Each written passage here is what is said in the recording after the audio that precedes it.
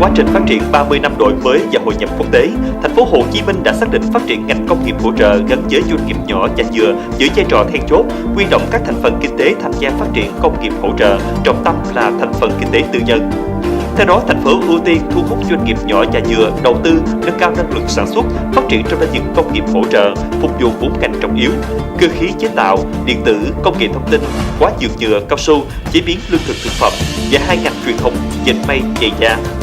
Trong giai đoạn 2015-2020, thành phố sẽ hình thành mạng lưới sản xuất các sản phẩm công nghiệp hỗ trợ, đáp ứng nhu cầu của các doanh nghiệp sản xuất, lắp ráp sản phẩm hoàn thiện trên địa bàn của thành phố và bước đầu tham gia chuỗi cung ứng, đào tạo kỹ sư, chuyên gia quản lý và công nhân kỹ thuật. Dành khoảng 500 ha đất thu hút đầu tư, phát triển công nghiệp hỗ trợ tại các khu chế xuất, khu công nghiệp, khu công nghệ cao, cụm công nghiệp trên địa bàn thành phố. Sở Công Thương thành phố Hồ Chí Minh được giao là cơ quan tham mưu, quản lý và thực thi toàn bộ các chính sách phát triển công nghiệp hỗ trợ trên địa bàn thành phố, là đầu mối tiếp nhận thông tin, hướng dẫn, giải quyết các vấn đề của các tổ chức cá nhân có liên quan đến hoạt động phát triển công nghiệp hỗ trợ.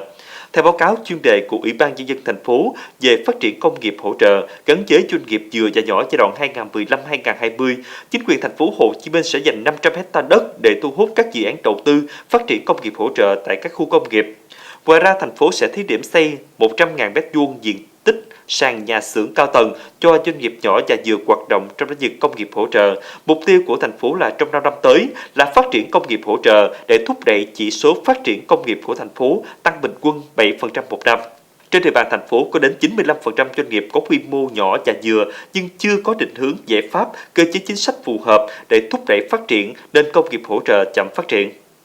Thống nhất đầu mối quản lý nhà nước về công nghiệp để tập trung triển khai đồng bộ các nhiệm vụ, chính sách phát triển công nghiệp hỗ trợ của thành phố, đồng thời lựa chọn một đơn vị trực thuộc của các sở ngành để thực hiện các chức năng hỗ trợ doanh nghiệp nhỏ và vừa về thủ tục trong phát triển công nghiệp hỗ trợ trên địa bàn, chuẩn bị sẵn sàng về mặt bằng và hạ tầng kỹ thuật để phát triển công nghiệp hỗ trợ.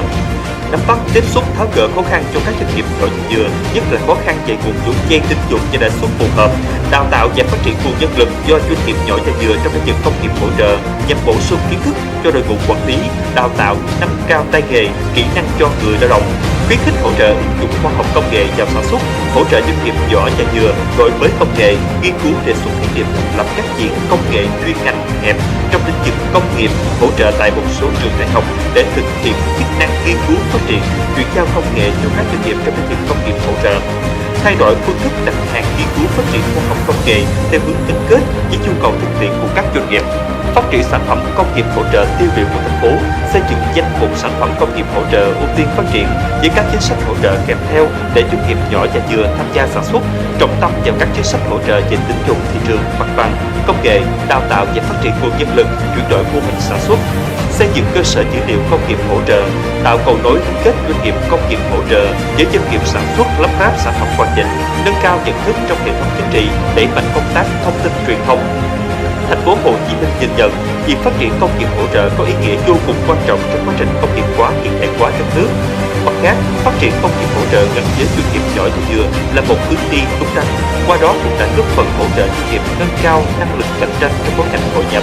Trên cơ sở quán triệt chủ trương của Đảng, thành phố Hồ Chí Minh sẽ tiếp tục đẩy mạnh tái cơ cấu kinh tế để phát triển hợp lý giữa chiều rộng và chiều sâu đối với nền kinh tế của thành phố, đặc biệt là công nghiệp khi hội nhập.